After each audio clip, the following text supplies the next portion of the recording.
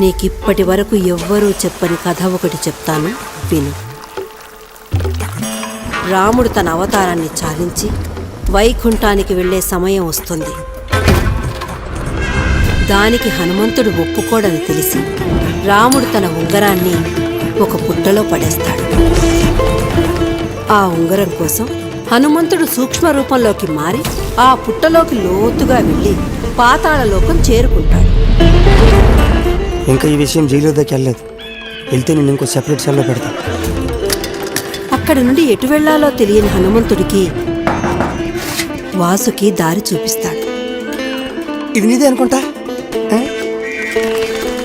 ఆ చోటుకి వెళ్లి చూసిన హనుమంతుడు ఆశ్చర్యపోతాడు. ఒక్క ఉంగరం కోసం వెళ్లిన హనుమంతుడికి కుప్పల కొద్ది ఉంగరాలు కనిపిస్తాయి.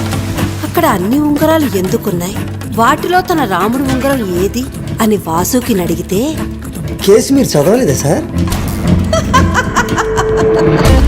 హనుమా, అవన్నీ రాముని ఉంగరాలే. నీకు ఏ రాముడి ఉంగరం కావాలో చెప్పు.